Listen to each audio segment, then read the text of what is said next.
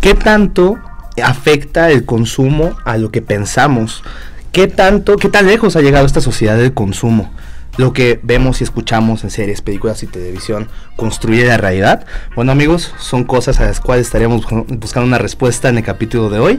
Ya saben, yo soy Max. Yo soy Armando. Y esto es La Máscara de Goffman. Detrás del contexto sociológico.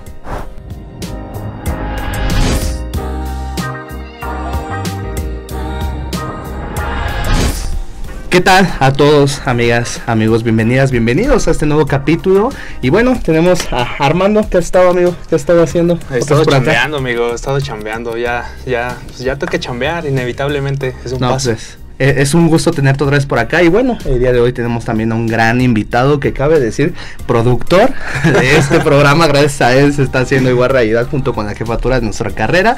Es como tal licenciado en comunicación por la FES Zacatlán, maestrante en pedagogía por la FES Aragón, el licenciado Eduardo Mateo Cruz. ¿Cómo está? Bienvenido. Muy bien, muchas gracias por la invitación y por este espacio también. Y muchas felicidades también por el proyecto.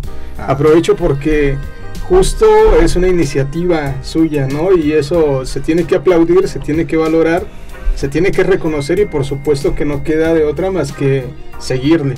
No, muchísimas gracias, como les decimos, o sea, desde el primer momento que nos acercamos justamente a la jefatura, pues este proyecto dio a luz gracias a usted, con los demás, apoyo muy chido.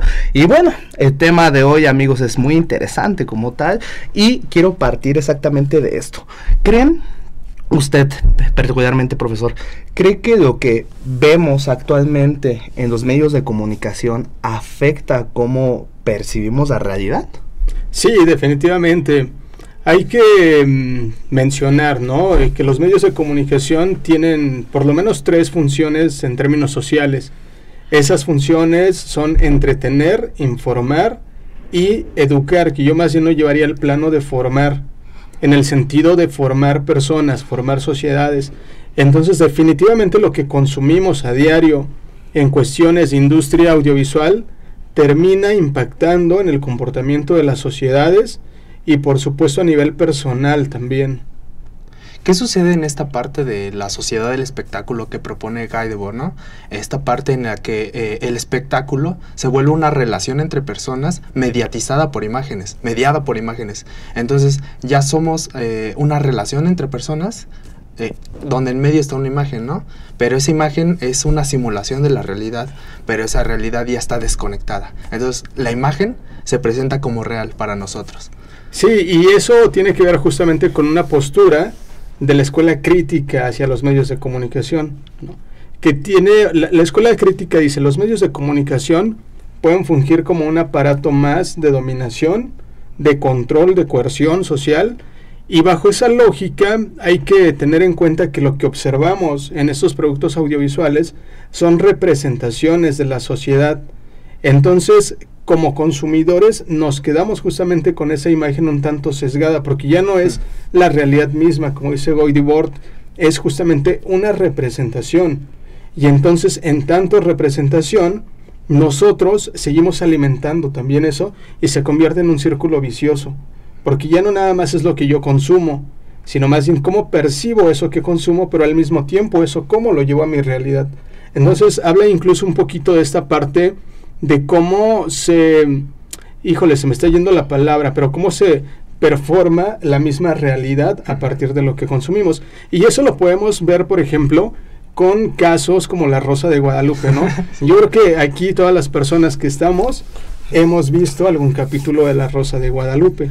Es cine. Y entonces de pronto decimos, híjole, es que yo tengo uno muy presente, que es el de la ballena azul. No sé si lo recuerdan. A ver, recuerden. Que era como un jueguito a través de plataformas digitales, y que entonces a través de este juego como que había suicidios en las infancias y en las juventudes. Y entonces hubo un capítulo de La Rosa de Guadalupe en donde este fenómeno, esto que estaba sucediendo en términos reales, pues no solamente se dramatizó, sino también que se exponenció justamente esta situación.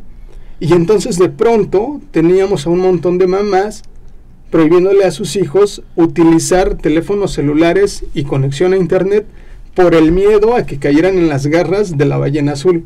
Eso es un claro ejemplo, porque si bien es algo que está ocurriendo, pero al mismo tiempo ya no es eso solamente, sino se está representando de una manera y la misma sociedad lo percibe de otra. Y luego hay cosas que se representan de manera tan gráfica que en lugar de decir, ¿sabes qué? Esto que se está haciendo está prohibido, luego lo hacen de manera tan explícita que hasta les da casi tutorial a la gente para hacerlo. Lo pasó, creo que en esta serie que se llama 13 Reasons Why, la escena de, bueno, cuando le quita la suscripción a la vida, esta chica, pues era muy, pues podría ser muy gráfica porque se ve el momento en el que lo hace, el corte en el que se desvive, y ya después tuvieron que censurar esa escena porque pues realmente, o sea, estaba impactando tanto, y ahí desconozco, no sabría decir si hubo casos donde de verdad relacionaron desvivencias específicamente por esta serie, pero pues no me sorprendería, ¿sabes? Es que el problema yo siento que ahí fue tanto la manera en cómo explicaron que fue y la romantización que se hizo alrededor de esta serie y de lo que pasaba, ¿no? Exactamente, aquí el problema es justamente quiénes tienen acceso a esto, a este tipo de contenido, ¿no? ¿Hay realmente una supervisión? Bueno, vamos a dejarlos con unos datos, vamos a mandaros a una breve cápsula y regresamos, amigos. El hiperconsumo audiovisual. En un mundo hiperconectado, los medios audiovisuales se han convertido en arquitectos de nuestra percepción. Desde las noticias hasta las series en streaming, estos canales influyen en cómo vemos el mundo y construyen nuestra realidad. ¿Sabías que más del 75% de la población en México utiliza Internet? Según la encuesta nacional sobre disponibilidad y uso de tecnologías de la información en los hogares, ENDUTI, realizada por el Instituto Nacional de Estadística y Geografía, INEGI, en 2021, 88.6 millones de personas en México, equivalente al 75.6% de la población de 6 años o más, tenían acceso a Internet. Este dato representa un aumento significativo con respecto al año anterior, cuando el acceso era del 71.5%. El grupo de 18 a 24 años concentra el mayor porcentaje de usuarios de Internet, con una participación del 93.4%. Además, se registraron 24.3 millones de hogares con acceso a Internet, equivalente al 66.4% del total nacional, mediante conexiones fijas o móviles. Las plataformas digitales nos ofrecen películas, series y tutoriales, moldeando nuestras preferencias y opiniones. Además, los grupos multimedios, con sus intereses políticos y económicos, determinan qué noticias llegan a nuestras pantallas.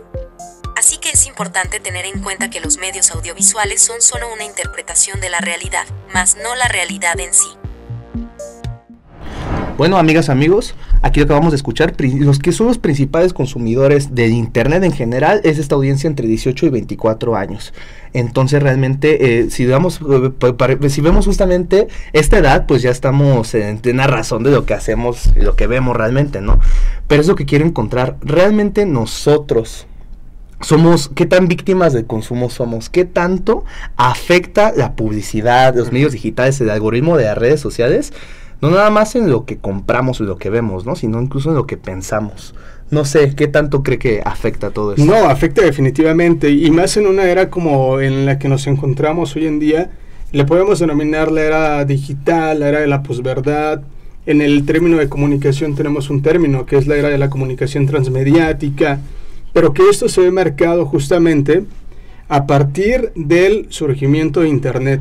O sea, antes y después del Internet, la industria audiovisual ha cambiado en términos de distribución, en términos de producción también y de consumo. ¿Esto qué significa? Y aquí podemos ir viendo unas diferencias. Antes de Internet, la única manera en la que podíamos consumir productos audiovisuales era a través de la televisión abierta o de cable. O sea, tenías que pagar para consumir algún tipo de producto. En el caso de la industria cinematográfica, o ibas a una sala de cine, o alquilabas o comprabas las películas. No había más, ¿no? Era la única forma, era como esta relación de algún modo como directa. Mensaje, medio mensaje, espectador, usuario. Después de Internet lo que sucede es que hay una explosión.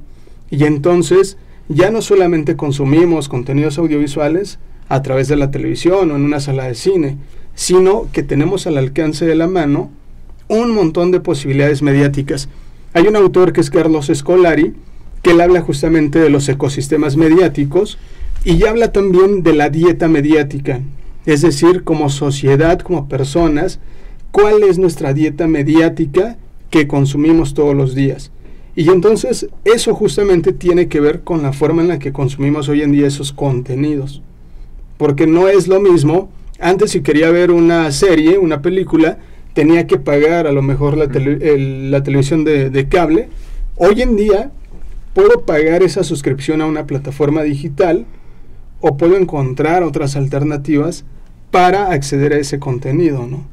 Sí. Sí, y justamente esto que usted mencionaba antes, incluso era como un ritual de ir al cine, ¿sabes? O sea, era como este evento familiar de los fines de semana, de los domingos, todos juntos a ver la película en cartelera, o igual, ¿no? Esto, o sea, era la manera de relacionarse, porque era no nada más el contenido que estás viendo, sino el espacio en el que lo consumes. Y el ritual que trae. Exactamente, de entonces, agarrar, de preparar el día, ¿no? De, pues primero despejar el día, tener ahí contemplado, movilizarte hasta ese espacio, que comprar los snacks, que estar formado en la fila, que tener tu bolletito, que ver los trailers antes, o sea, todo es un ritual en el cual consumimos, pero usted bien lo dijo, o sea, el hecho de que ahorita esté al alcance de cualquier plataforma, que ya ni siquiera es necesario luego muchas veces pagar por ellas, ¿no? Sí, o sea, realmente afecta, yo creo que no nada más, o sea, la experiencia en donde está eso. Hay la verdad no recuerdo específicamente quién lo menciona, pero justamente se habla de lo que hay, o sea, ya no le damos esa valoración que antes tenía, porque antes te costaba hacer eso realmente, o sea, antes tenía un costo de tiempo, monetario, ir todo eso y te llevabas esa experiencia, pero ahora también afecta esa misma experiencia el hecho de que lo puedas tener tan cerca, ¿no? Ya está quedando atrás ese ritual. Y hablando justamente de eso, hay que entender que los medios de comunicación, desde que han ido surgiendo, o sea, iniciando por el propio cine, cuando surgen los primeros experimentos con los hermanos Lumière del cine y demás, eso siempre lo tenemos que poner como referencia. Las primeras tomas que se hicieron con un cinematógrafo fueron justamente la salida de los obreros a la fábrica de Lyon, Francia, y el arribo del tren a la estación de la ciudad, ¿no? Que no era otra cosa más que ver en pantalla cómo iba llegando un tren con pasajeros. Y entonces, en términos de ritual y en términos de impacto social, justamente cuando se proyecta esta cinta en una sala de cine, lo que sucedió es que las personas salieron corriendo, ¿no? Porque pensaron realmente que el tren venía hacia ellos y que los iba a arrollar. Entonces, eso como va marcando también en términos de impacto social, de estas conexiones incluso cognitivas y además de lo que sucede. En el caso de la radio, por ejemplo, sucedió algo muy interesante también. Una de las primeras producciones dramatizadas de radio fue justamente de un libro de... ¿Llegada de espacio de Osario? Exactamente. Sí, la guerra entre los mundos, ¿no? La guerra de los mundos. Sí. Lo que sucedió ahí fue que entonces cuando los radioescuchas escucharon, valga la redundancia, esta historia, realmente pensaron que estaban siendo atacados por una fuerza alienígena. En el caso de la televisión, ¿de qué trata la televisión cuando llega? Pues es un ritual justamente que se supone, y lo pongo entre comillas, buscaba unir a las familias, ¿no? Y entonces recordemos la televisión, el aparato como tal, como un tótem, en un espacio dentro del hogar, en la sala, y la familia sentada alrededor de este tótem, que además nos da la posibilidad de conocer otras partes del mundo, pero también de conocer otras historias. No por nada, varias series, caricaturas, películas, incluso utilizan este ritual como un intro, ¿no? El caso más específico, Los Simpson, ¿no? Sí, claro, o sea, y es esta parte, usted bien lo dijo, ¿no? O sea, la televisión, el cine era como un medio social, justamente no nada más para difundir lo que estás viendo audiovisualmente, ¿no? Sino también para unir a la sociedad. Y ahora el hecho de que simplemente esté en un dispositivo, o sea, es como que te lleva a este proceso muy individual, ¿no? Justamente es lo que quería abordar, ¿no? Este proceso de individualización que se ha venido dando en la época, ¿no? Donde ya no tenemos un ritual de interacción, ¿no? Con la familia, no vamos al cine. Entonces, cada vez nos vamos centrando más entre nosotros, en nosotros, y nos vamos encerrando en nosotros, ¿no? Lo que crea así como que sensación de alejamiento ante una sociedad, ¿no? Pero entonces, ahí yo quería abordar esta parte de la individualidad y el consumo, ¿no? Justamente, ¿por qué? Porque ya no hay una visión colectiva, ya no hay una visión colectiva hacia un horizonte, vaya, como lo proponen varios autores, ¿no? Ya carece de sentido nuestra vida, porque no hay una construcción de todos juntos a llegar a un lugar en específico, ¿no? Entonces, a eso me refiero, porque entonces nuestra vida empieza a carecer de sentido. ¿Y qué es lo que lo llena de sentido? un producto, ¿no? O sea, ¿qué es lo que llena esa satisfacción? ¿Qué nos satisface? ¿Qué nos hace felices? Un producto, ¿no? Consumir, tener un aparador, unos tenis, no sé, una gorra, una ropa, ¿no? Y que eso lo menciona Guy Debord, justamente él habla de la mercantilización de la vida cotidiana, en donde todo lo que nos ocurre en nuestro día a día se busca como este intercambio, ¿no? Ese intercambio monetario, llevarlo, venderlo, obtener una ganancia. Y entonces lo mismo sucede, ¿no? Hoy en día, como bien lo decías, si bien ya no tenemos este ritual de la televisión que une a la familia, porque también habría que preguntarse, incluso yo creo que más adelante lo vamos a ver, ¿cuántas personas hoy en realidad ven televisión? Sí. ¿Cuántas personas de las que ven televisión en este ritual? ¿Y cuántas personas, por ejemplo, hoy en día van al cine también? Ir al cine, a una sala de cine, como lo mencionabas, Max, es un ritual, ¿no? O sea, incluso desde que vas entrando a una sala de cine, te desconectas de tu realidad que estás dejando afuera. Incluso atravesamos un pasillo largo. Sí. Ese pasillo largo sirve justamente como ese túnel de desconexión. Llegamos a la butaca, nos sentamos y nos dejamos absorber por esa historia, ¿no? Y entonces, cuando nos damos cuenta, ya estamos atrapados en una película que, aunque sabemos que es de ficción, pero en esos 120 minutos en promedio que dura, pensamos que sí es algo real, ¿no? Y entonces vienen estos actos colectivos dentro de una sala de cine, ¿no? Por ahí vamos a poner un ejemplo, que yo siempre lo menciono también, en la película de Avengers, en una de las últimas, que ahorita se me fue el nombre, Endgame, cuando esta trágica escena de no me quiero ir, señor Stark, ¿no? O sea, sí, es Infinity War, ¿no? Eso es justamente un sentir colectivo que permite, sí, una película, pero este propio medio, ¿no? Que es el cine. Y entonces yo no me imagino que una persona en su casa viendo esta misma escena con su celular tenga esta misma, digamos, sensación colectiva, ¿no? Entonces, claro que sí influye, porque los medios de comunicación digitales hoy en día rompen, sí, con estos rituales. Y también podemos estar aparentemente en el mismo espacio, ¿no? En la sala, ¿no? En un espacio de la casa, e incluso en el cine. Yo he visto gente que está en la sala de cine y viendo su celular, ¿no? Entonces, pues, ¿a qué van?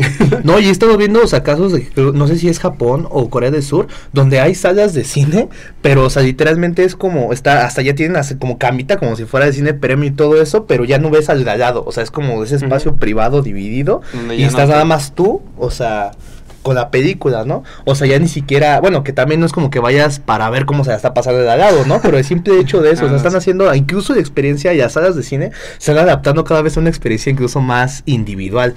Y también, bueno, no nada más hablar de cine, ¿no? Sino de experiencia que es de ver cualquier medio de entretenimiento, ni siquiera entretenimiento audiovisual, el hecho de que sea en el celular, a lo mejor, o sea, sí nos hace separarnos de un entorno como social, estando físico, presencial, pero a la vez a lo mejor sí nos hace conectarnos con otras personas a través de internet, pero es eso también el problema, ¿no? O sea, realmente nos conectamos con esas personas. ¿Cómo serán estas interacciones en línea? ¿Tú has tenido un ejemplo en Xbox? Estas amistades, claro, ¿cómo nacen? ¿Estás dando cuenta que nacen esas nuevas maneras de interacción? Sobre todo me pasó mucho en pandemia, donde jugaba demasiado un juego, y ahí me la pasaba todo el día.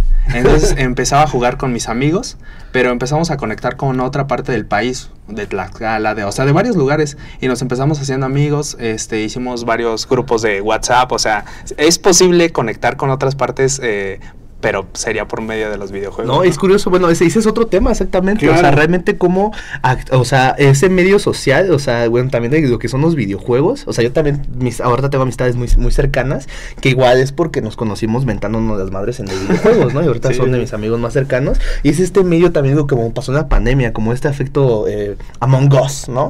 O sea, realmente cómo buscábamos esa conexión de, oye, mira, descárgate esta aplicación que se llama Discord, vamos a jugar todos en llamadas, y esta dinámica. Y el juego sí tiene unas mecánicas muy sencillas, pero pongo este ejemplo y lo estoy mencionando porque aquí sí se dan cuenta de lo que resaltaba era la interacción. O sea, estabas juzgando, o sea, ese juego, pues todos sabemos ya cómo funciona Among Us. O sea, creo que lo que más te entretenía, más allá de las mecánicas que están muy chidas, esa era interacción entre las personas, ¿no? Entonces, siento que, o sea, el mismo celular a lo mejor sí nos hace como que individualizarnos. Así está tu espacio, tú puedes ver lo que quieras, pero ¿para qué usamos el celular? También pues para conectar con más personas, ¿no? Es como una contradicción, no sé usted. Pero es que esa es la paradoja, justamente, porque a través del celular podemos conectar con gente que está lejos, pero nos desconectamos de gente que tenemos al lado incluso, ¿no? Sí, Esa es una de las grandes paradojas. Y eso me remite, hay un autor que es Marshall McLuhan, que justamente él habla de, en su momento, él hablaba de los nuevos medios de comunicación, que era la radio, la televisión y un poco la prensa, ¿no? Y entonces él decía, o él parte de la premisa, que cada tecnología que aparece es una extensión del cuerpo humano, ¿no? Y entonces el celular es eso, es una extensión de nuestro cuerpo, o sea, lo tenemos incluso en la mano, y entonces con la otra mano lo manipulamos porque está en nuestra mano, ¿no? Esa es una extensión del propio cuerpo. Y entonces Marshall McLuhan decía también algo muy importante, que cada medio que aparece, cada medio nuevo que aparece, contiene a los otros medios de comunicación. El celular, por ejemplo, el dispositivo como tal, y todos los medios digitales que podemos consumir aquí, contienen a los anteriores medios de comunicación, en el lenguaje audiovisual, lenguaje radiofónico, lenguaje escrito. Y eso, entonces, de pronto, si lo vemos como una extensión de nuestro propio cuerpo, pues es obvio que esa dinámica o esa interacción desaparece un tanto y se vuelve como un ámbito más individual, más incluso hasta egoísta, hasta egocéntrico también, ¿no? Basta con ver también lo que publicamos o lo que consumimos. ¿Usted qué tan cierto es este dicho de que somos lo que consumimos? ¿Usted cómo lo podría interpretar? Definitivamente. Y ahí justo quiero retomar esta parte de la dieta mediática, porque justamente Scolari habla de cómo se compone todo eso que consumimos hoy en día, ¿no? Y aquí, por ejemplo, voy a poner como referencia a un libro que se llama Para entender al Pato Donald. Okay. Este libro que habla justamente de este personaje que todo mundo conoce o conocemos, según yo, es una caricatura, un dibujo animado que surge por ahí de pues la primera parte o la primera mitad del siglo XX, ¿no? Y que es un dibujo animado que uno pensaría que es para las infancias. Y pues la verdad es que sí, yo creo que de aquí de niños consumimos o conocimos al Pato Donald. Sí. En este libro el autor lo que menciona es que si bien es una caricatura, pero esta caricatura sirvió para implantar una ideología política, económica y social en las infancias de aquella época, que correspondían también justamente a la implantación de un modelo capitalista. Y entonces, si nos remitimos y vemos algunas escenas de la caricatura del Pato Donald, vamos a tener justamente como todos estos roles, estereotipos, ¿no? Y también estos mandatos que se establecen de la sociedad. Es decir, el Pato Donald personificado como muchas cosas, pero también, por ejemplo, como un obrero, ¿no? Y entonces, como obrero, se nos enseña que le tiene que echar ganas para poder salir adelante, ¿no? Y entonces, aunque parece que es algo muy inofensivo una caricatura, pero cómo eso está moldeando toda una sociedad, cómo moldea a las masas, y cómo las masas, las infancias, se lo creen. Y entonces crecemos y decimos, híjole, ¿a mí quién me enseñó a echarle ganas? Pues a lo mejor el Pato Donald, ¿no? O también esta creación de valores, ¿no? O sea, los superhéroes, ¿no? O sea, nosotros que crecimos con esta nueva película de Marvel, o sea, Spider-Man de Sam Raimi, ¿no?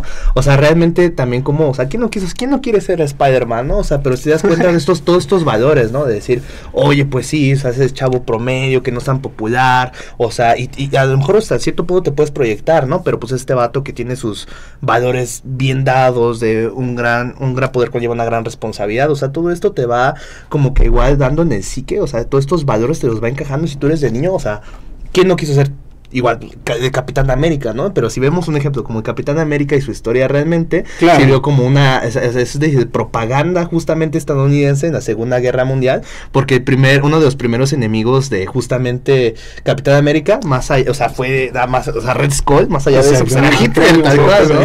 Entonces, es curioso esto, ¿no? O sea, cómo realmente también, y principalmente la industria audiovisual norteamericana, te da como que estos valores, más que nada por el bien moral de, son tus valores bien, te da como lo que es un buen estadounidense americano, ¿sabes? Aparte, cómo te venden esta idea de la familia, esta idea del buen vivir, el bien, claro, el deber ser, ¿no? Porque lo que decía, ¿no? El deber sueño ser, americano. el sueño americano, ¿qué es el deber ser y qué es lo que se espera de ti? Lo que se espera de ti es que tengas una casa, una familia, un carro. Pero ¿qué implica todo eso? Consumir. O sea, lo que detrás de todo eso viene el consumo, ¿no? El consumo hacia seguir consumiendo y consumiendo. No hay un fin en sí mismo, sino nada más es... Y que eso lo podemos ver de manera histórica en este país, por ejemplo. Recordemos, la industria de Hollywood, que es la industria más grande de cine en todo el mundo, surge antes del siglo XX, o sea, surge un poquito antes del siglo XX. Pero de pronto viene la Primera Guerra Mundial, y entonces, ¿qué es lo que sucede con una industria naciente del cine aquí en México? Viene la Primera Guerra Mundial, Estados Unidos está en crisis, la industria cinematográfica baja un poco, y eso permite que aquí en México tengamos esta llamada época del oro del cine mexicano. Pero no solamente es como una causa y efecto de esto que está sucediendo en Estados Unidos. Recordemos en términos contextuales también que había sucedido aquí en México. Veníamos de una revolución mexicana, la revolución mexicana que dejó al país prácticamente pues deshecho en lo político, en lo económico y por supuesto en esta parte social. Había una desintegración social porque entonces había varios sectores en todo el país, los campesinos, obreros, grupos de mujeres, un montón de grupos que eso tenía una sociedad dividida. Viene esta época del oro del cine mexicano y bajo la idea también, por ejemplo, de Vasconcelos, de esta onda de la raza cósmica, lo que hizo Vasconcelos a través de un sistema educativo fue juntar a todas estas partes de la sociedad que estaban sueltas y les dijo, ya no vamos a ser unos contra otros, vamos a ser una raza mestiza. Y entonces esa raza mestiza nos incluye a todas las personas por igual. Indígenas, hijos de españoles, hacendados, terratenientes, comerciantes, nacientes burgueses, sindicalistas, o sea, todas las personas pasamos a ser mestizas, por un lado. Y a través de esta naciente industria audiovisual del cine, ¿qué fue lo que se hizo? Pues, digamos, reposicionar esta identidad del mexicano y de la mexicana. Entonces, al mexicano ahora se le veía al exterior, y hablo mexicano varón, como este charro imponente, ¿no? El charro imponente mexicano, que todo lo podía, que podía hacer con quien quería, que podía librar una y mil batallas y salir triunfador. Y entonces, ese estereotipo no solamente coincide con esta época post-revolucionaria, sino también como queremos que nos vean al exterior. Y si nos seguimos más adelante, vamos a llegar, por ejemplo, al momento del desarrollo estabilizador. En el desarrollo estabilizador, ¿qué era lo que nos vendían?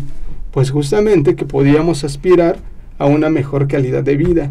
¿Y cómo nos vendieron esa idea? ¿Qué medio surgió en el contexto del desarrollo estabilizador? La televisión. Y entonces, a través de la televisión se nos vendió la idea de que podíamos ser igual o mejor que el país vecino. Y de ahí surge también en gran medida este aspiracionismo de la familia americana, del estilo de vida americano, y que eso por supuesto que se queda ahí pues en la colectividad. Y de hecho le preguntamos a compañeros si esto, la manera en la que vemos las cosas y consumimos, afecta a nuestra percepción de la realidad, que tanto la altera. Bueno, amigos, los dejamos con la cápsula y volvemos.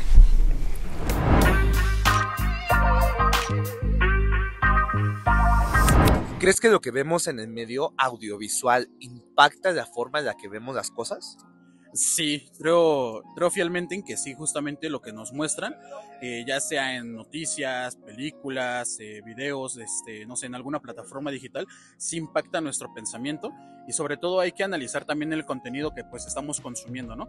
Yo creo que hay que diferenciar entre lo que es ficción, entre lo que sería amarillismo y sobre todo pues no quedarnos con esa impresión de lo que nos están mostrando.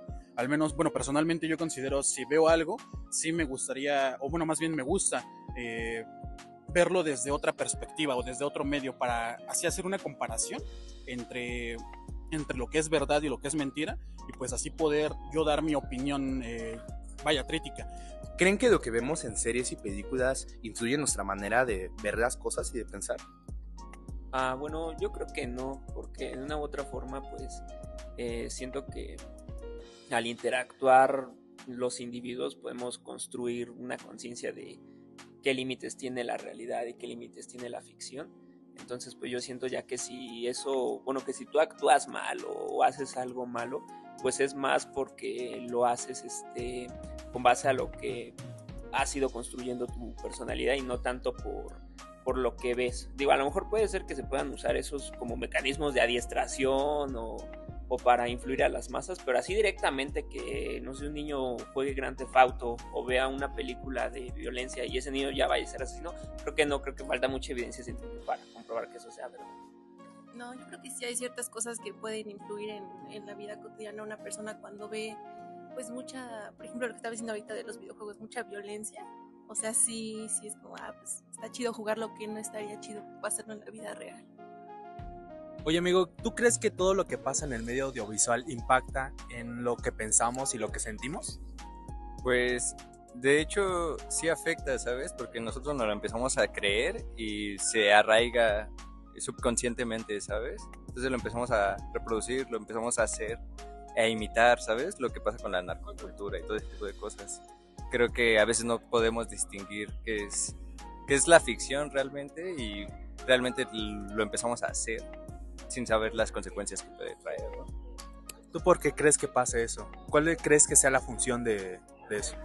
Creo que te envuelven mucho con los sentidos. Creo que pues se siente una sensación tan real que crees que se puede producir en la realidad.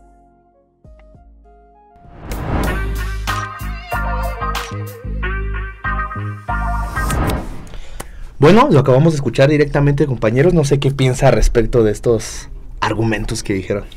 Sí, pues aquí más bien me recuerda un libro que seguramente han revisado, que es el de 1984. De Orson Orwell, ¿no? De George Orwell. Lo que dice, en este libro prácticamente hay algo que a mí me llama mucho la atención y que creo que tiene mucha relación con lo que podemos percibir hoy en día, ¿no? En el libro de 1984 hay algo que se llama el Ministerio de la Verdad.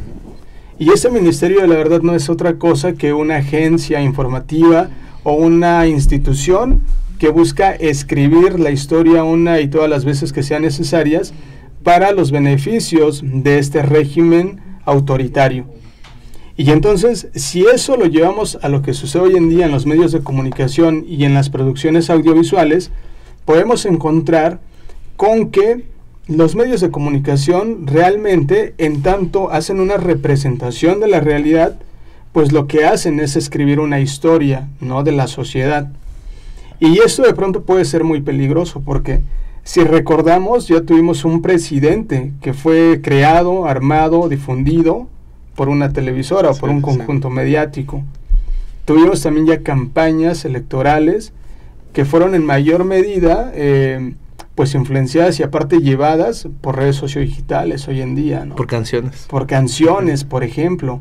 Y entonces, ¿eso cómo va impactando justamente en este arraigo de las estructuras mentales?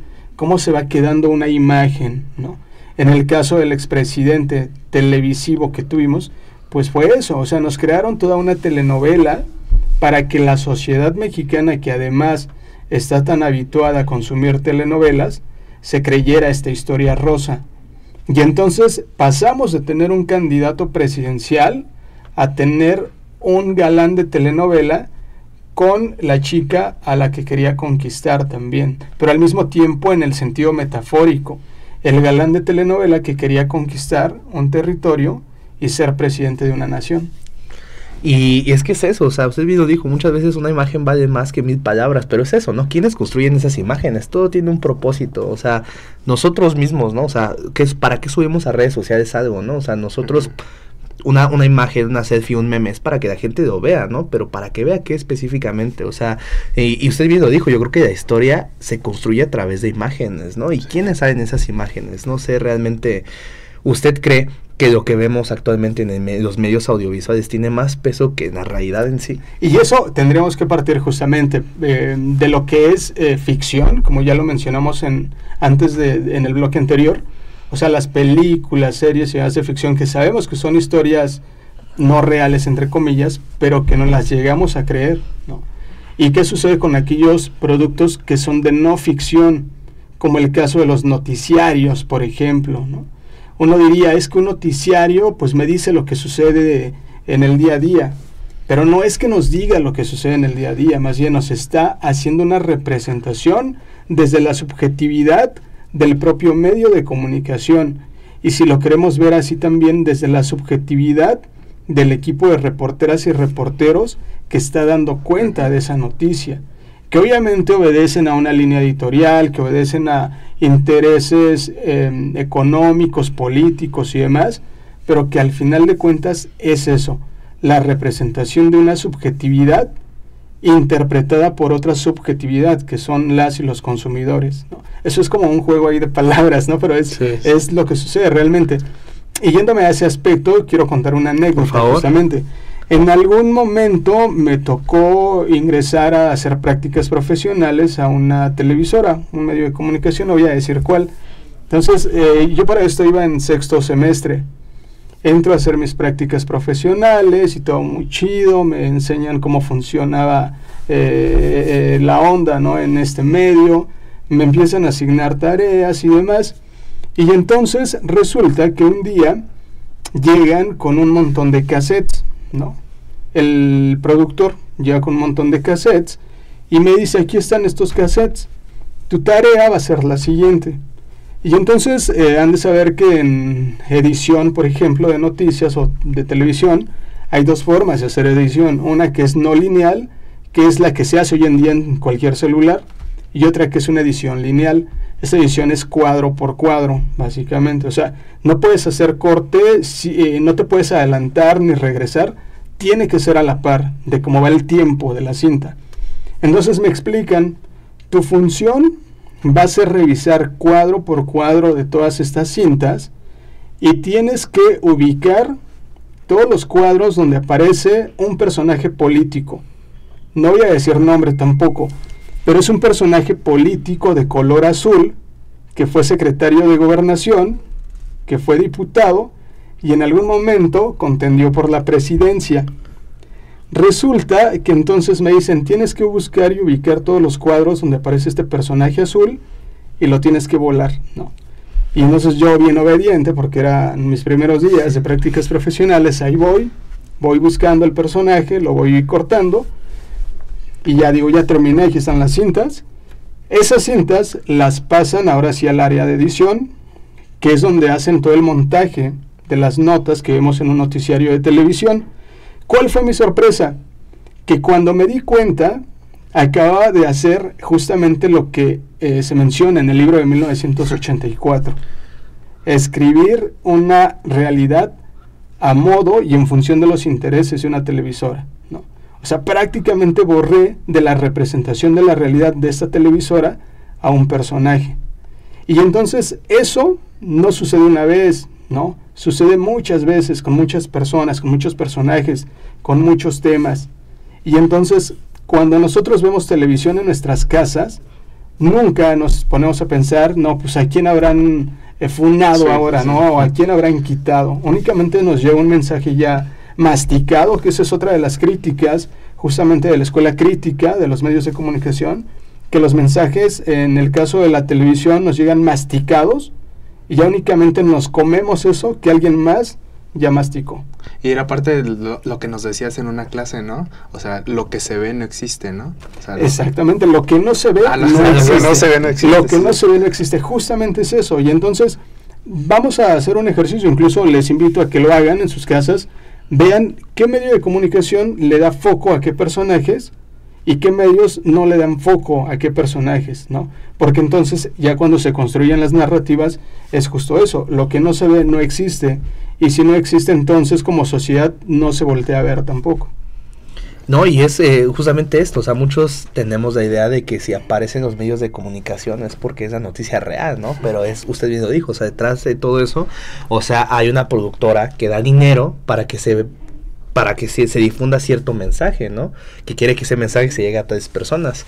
Pero en ese proceso, pues ya nos embarramos nosotros tomando como verídico cosas que realmente no son. Y esto, aquí también es eso, ¿no? O sea, muchas veces, y históricamente se tenía estos grandes medios de comunicación, la radio, la televisión, el periódico, como lo legítimo, lo verídico. Pero ahora cualquier persona puede con su celular agarrar y documentar y grabar y hacer contenido de cualquier cosa. Y aparte te sirve como para hacer a uno villano y al otro héroe, ¿no? Eso es muy interesante. Sí, porque por ejemplo, cuando tú ves una recopilación o una noticia sobre movimientos sociales, enfocan directamente a la parte del movimiento donde hay un caos, donde hay una bullicia, ¿no? Donde ahí empiezan a romper cosas, ¿no? Pero nada más es una parte, es una parte de toda la... Claro, y que además de la representación es la fragmentación de la realidad, ¿no? O sea, y por eso decíamos, lo que no se ve no existe. Y eso sucede mucho insisto, en los medios de comunicación que le dan foco a determinados colores partidistas. Acaba de suceder, ¿no? Hace poco esta marcha de la marea rosa, ¿no? Y entonces habrá medios de comunicación que van a recortar justamente esa realidad para mostrar lo que más les interese, ¿no? Habrá otros que le van a dar enfoque a algo que quieran que se quede también ahí en el imaginario social. Entonces sí es importante siempre tener como esta visión crítica de lo que consumimos.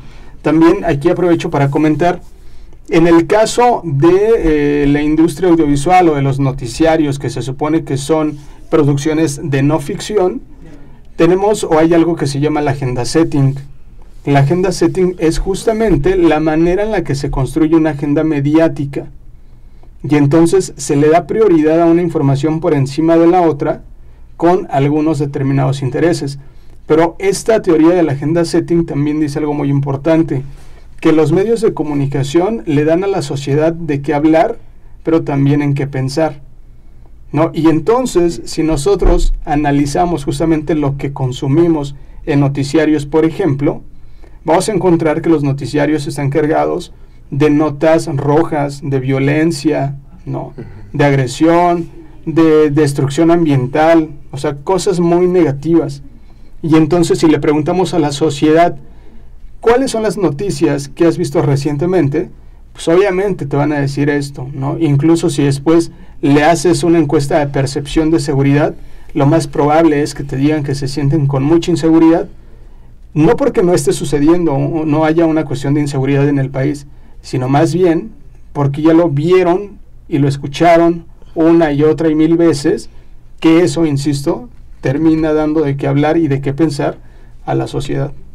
Y aquí también lo crítico es de que muchas veces esto, ¿no? O sea, pensamos que ya, o sea, una cosa es que se grabe, se documente, pero puede ver que ciertas cosas, aunque sean imágenes, aunque estén grabadas, puede que ya ni siquiera sean reales, claro, que viene de otro tema, justamente, que es el uso de inteligencias artificiales, que la verdad está avanzando a ritmos que ni yo me la creería, ¿eh? No sé si han visto últimamente en TikTok cómo están como con simplemente un par de fotos de ti de diferentes ángulos, te pueden poner bailando, pero no se ve chafa, o sea, de verdad, se ve como que de verdad, sí, claro, o sea, se ve muy real que estuvieras, no, o sea, ese es un ejemplo, porque pues se han hecho hasta ya trends bien rancios, ¿no? En TikTok, pero el punto que voy es de que se ve realmente muy real el tipo de movimientos, de gesticulaciones, de voz, de lo que se pone a decir, entonces yo creo que no está muy lejos de esta realidad distópica donde, o sea, que no me impide a mí mandar y difundir un audio de, es que Armando patea perros, o sea, fuera de viajes, ¿no? Cada vez que va a los bares hace esto, ¿no? Y aquí tengo los audios. Pateando perros. Exacto, ajá, exactamente. Sí. ¿Y cómo le dices que no es cierto? No, o sea, sí, la gente ya vio, o sea, un ejemplo de mejor, ya vio un montaje de Armando pateando perros, ¿no?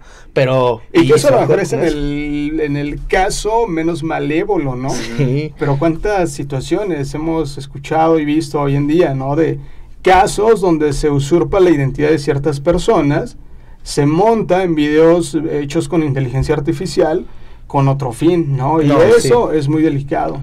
No, apenas pasó, bueno, creo que fue a finales del año pasado, donde un chico del Instituto Politécnico Nacional, a fotos de sus compañeras, o sea, deepfake, se llama como esa técnica, claro. Y pues o sea, hacía como tal contenido no por, hacía eso, y pues son cosas que, o sea, muchos piensan, no, pues que esto de inteligencia artificial a lo mejor va a afectar a lo de las celebridades o cualquier eso, pero esto también lo mencionaba, de que pues realmente ahorita pues nadie se salva, ¿no? Es algo que realmente ni siquiera está regulado aún, y es contenido, es el punto que voy con eso relacionado al tema, ¿no? O sea, nosotros está comprobado que se da más peso a una imagen que a cualquier cosa que pueda hacer, ¿no? Más si está respaldada de un video, más si hay ese audio, ¿no? Que se puede corroborar. Como dicen, si hay foto, hay video. Si hay foto, hay video, ¿no? Entonces eso, ¿no? O sea, yo creo que nadie se salva de ser víctima de, pues de ser funado, ¿no? Ese tipo de cosas. No, y eso se liga quizá también con estos datos, ¿no? Que veíamos que, por ejemplo, aquí en México, el 75% de la población consume contenidos en plataformas digitales. Y los contenidos más consumidos en plataformas, la primera es YouTube, por ejemplo, la segunda es Netflix, la tercera puede ser Facebook, TikTok, ¿no? Que si bien algunas no son hechas con ese fin directamente de transmitir o difundir contenidos audiovisuales, pero también es otra posibilidad. Y también lo podemos llevar al plano justamente de qué consumimos o qué consume el grueso de la población mexicana. Y aquí hay, digamos, dos tipos de contenidos específicamente que nunca van a dejar de consumirse, que son los informativos, noticiarios particularmente, que son las telenovelas en el caso de México, y por ahí en un tercer lugar también los eventos deportivos, principalmente partidos de fútbol. Entonces, ¿eso qué nos está diciendo? En el caso de las plataformas digitales, hace un par de años salió una encuesta justamente del consumo de no por a nivel mundial, y resulta que México fue el país con mayor consumo de no por en todo el mundo, ¿no? En plataformas, ¿no? A través de internet. No, sí, y justamente yo había visto eso, ya tiene, o sea, como por antes de la pandemia, recuerdo que se hizo un estudio de ver qué contenido se muestra en estas páginas, ¿no?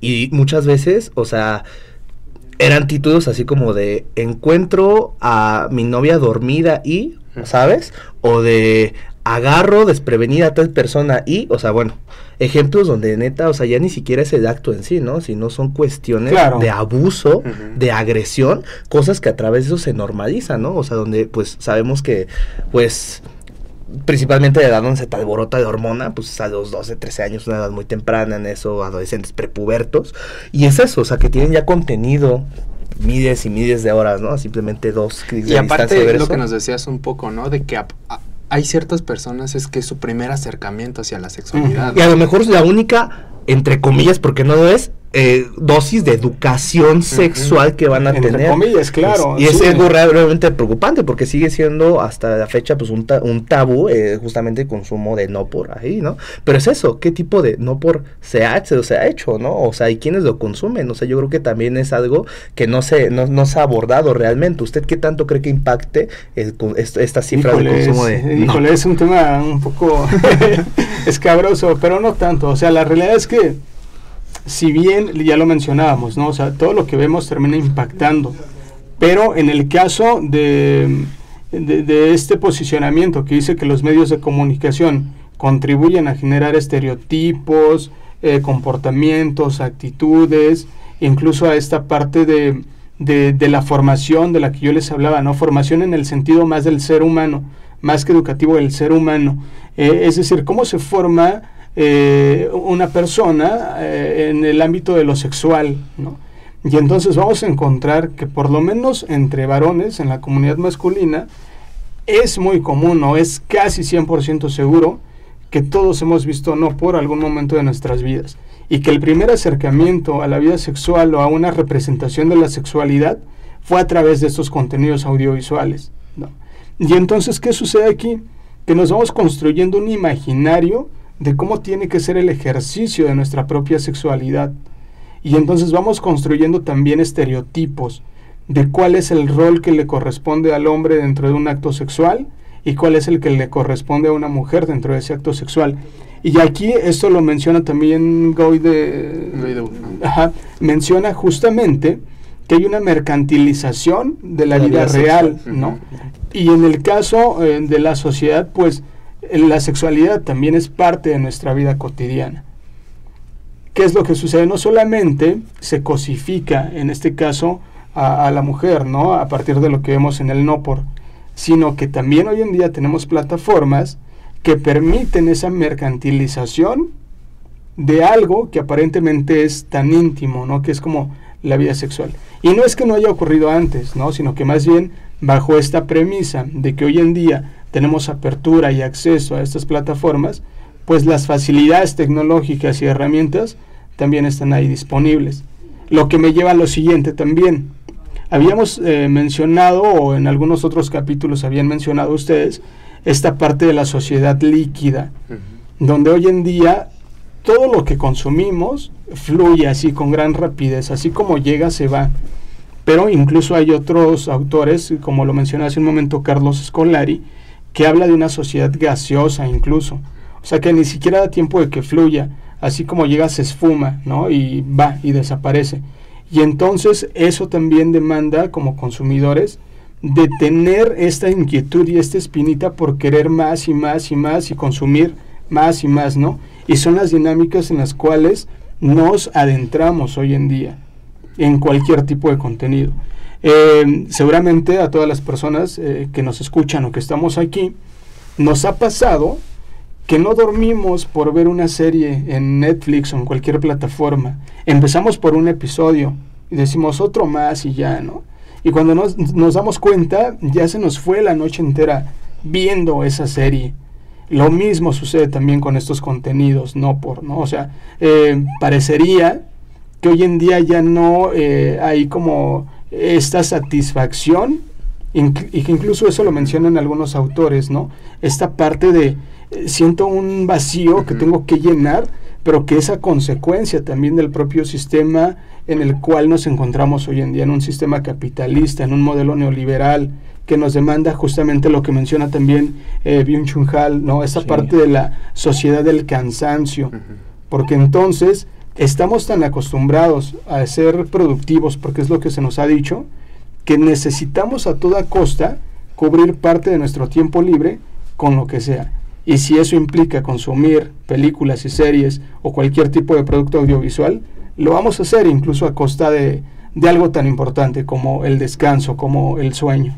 Y ya para cerrar, me gustaría que nos pudiera contar, bueno, finalizar con un punto que le gustaría decir a la audiencia referente a este tema. Híjole, pues yo más bien les tendría que decir que hay que ser muy reflexivos, críticos con lo que consumimos, que no nos dejemos guiar por aquello que vemos, ¿no? en pantalla, que tengamos siempre presente que solamente es una representación, ya sea a manera de ficción o una representación de la realidad.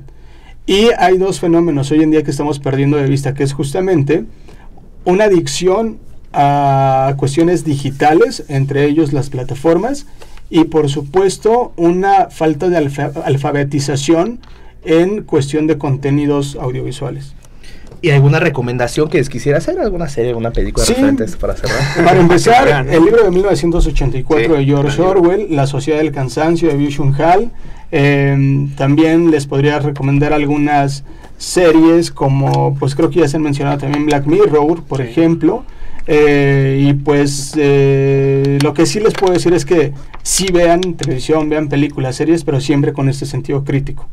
Profesor, de verdad, muchas gracias. De verdad, esta plática da para muchísimo más, ¿eh? Entonces, me encantaría igual una segunda parte de este mismo tema. Pero por mientras nos estaríamos despidiendo, de verdad. Muchas profesor gracias. Mateo, muchas gracias a usted por estar aquí. Y bueno, amigo Armando, nos estaremos despidiendo. ¿Algo más que quieras agregar? No, ya no. Ya. ¿Ya? Sí, mucho texto. Cansado. A ver una serie, dice. A ver una serie en mi casa. Amigos, amigas, les agradecemos igual que hayan estado aquí presentes. Recuerden, hashtag La Máscara de Goffman. Y pues bueno, nos estaríamos despidiendo. Yo soy Max. Yo soy Armando. Esto fue La Máscara de Goffman. Detrás del contexto sociológico.